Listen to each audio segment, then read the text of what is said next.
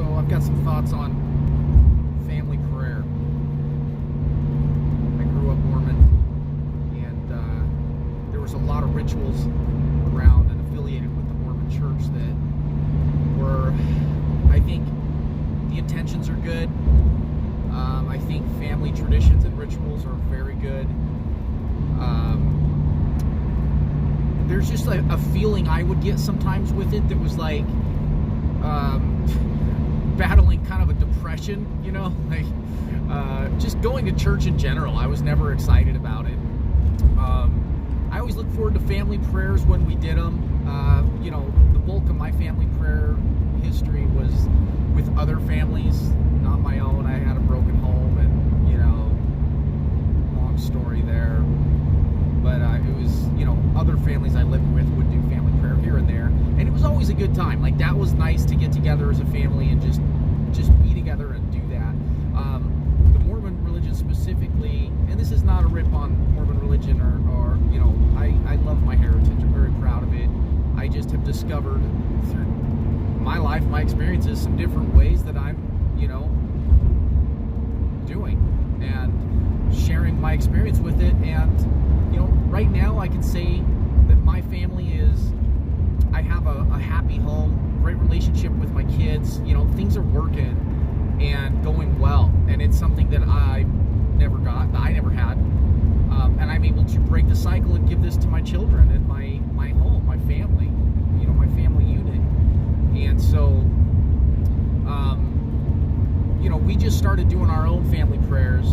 You know, my son and I, you know, I still pray, even though I'm very agnostic in my understanding of, or my lack of understanding with God. Like, I love the Taoist belief that, you know, the first verse of the Tao, the God that can be named is not the Tao. Essentially, the Tao means the source. But it's just like this understanding in the first verse of the Tao that, like, we can't comprehend it. You know, and it's a scary thing for a lot of people to live in an agnostic, like, I believe there's something out there, and, you know, but I just don't know what it is, and I'm not so bold and egotistical as to believe I can define it. And I think that comes from a place of fear. Once people start giving these, you know, God is this, becoming a mouthpiece for God, I think there's danger in that. You know, that's how I grew up with, you know, people saying, well, because I have this stature and this, you know, level of hierarchy obtained in this organization, then I have a better communication link to God than you do. I totally believe that growing up. I know there's a lot of people in every religion, most likely, I don't know, but I can only speak to the Mormon church. So, you know, I've been through all that. I've been horribly let down by it. And I'm not saying there isn't good within the Mormon church, and because of the practices and the principles, there are.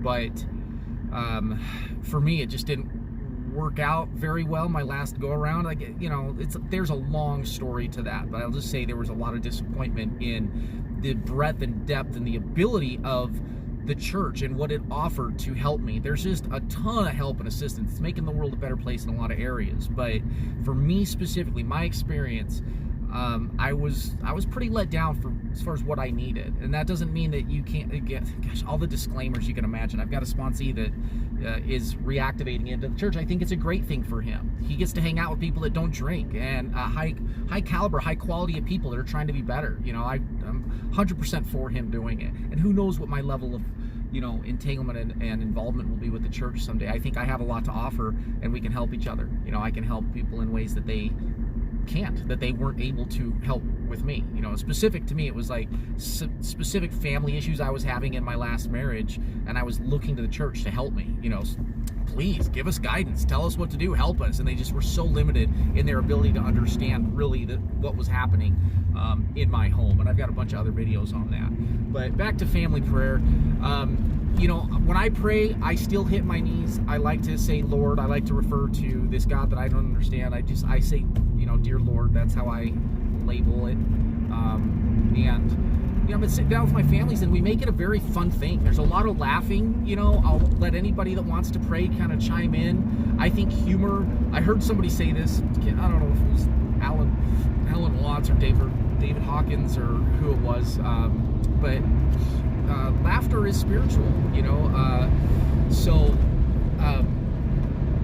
to laugh as part art of prayer and have fun with it, that's definitely not a Mormon practice, right? It's very somber, very, the man leads it typically. You can have other people do the prayer, in fact, actually, it's not true. I guess the man is the patriarch for sure, but when it comes to family prayer, you've got to do it however you want. Anybody can say it. It's kind of fun to hear the kids do it. But I've been spending, like, literally this week, I decided, my son and I typically sit down and I'll tuck him in and we'll do a prayer together. And my daughter joined us the other day, and then last night we all did it. Included my girlfriend and the kids and the dogs, and we all did a family prayer. But it was just lighthearted and fun, right? We got to talk about whatever we wanted to. There's a lot of thankful for. There's a lot of the I am, not I am so much as I try to pray in a different format, more of like if you watch any Greg, dang it, I can't remember his name, but there's a cool format of praying where you're kind of expressing thanks for what you already have, rather than saying, please let it rain, we need rain. You're saying, you're visualizing and feeling rain in your prayer, and thanking your creator, the creator, for the rain that we are experiencing, even though it may be middle of a drought, right? You kind of fake it till you make it type of prayer. So I do a lot of that for our family. Thank you for this abundance. Thank you for the safety. Thank you for the health that we enjoy. Thank you for the happiness in our home. All of that type of language, right? It's a little bit of a twist on the way I knew. And a lot of, what I'm talking about now is meant to help recovering Mormons. There's a ton of them out there. People that are, what happens a lot of times with Mormons, you get away from the church, and then you start drinking and drugging and doing all this stupid stuff, and then you end up going back to the church because you think, well, at least I didn't do that when I was in the church. And I'm the guy that I haven't gone back to the church, but I still don't do the stupid stuff for the most part. So anyway, I do think there's a lot of principles in the church that are very important. I kind of am still practicing some of them. I don't drink, I don't drug. As far as caffeine goes, I disagree. I do black coffee instead of soda pop. I hardly drink soda. I'm loyal to my partner. I don't do the necessarily, I'm not going to get married just so I can have sex, and I don't agree with that one. But there's just a ton of principles that are very good that work within the church, and I do believe that praying as a family is one of them. I just wanted to introduce my style, what's been working for us lately, and I keep it respectful. When I'm praying to my Creator, it's not too rambunctious, but it's great. It's a great practice, and I just want to implore you, I guess I'll end it on this, it's okay to rely on your own premonitions of what works for your family, your own inspiration, your own, what do we call it in the church? Revelations, your own revelations. You get to act on your personal revelations for your family.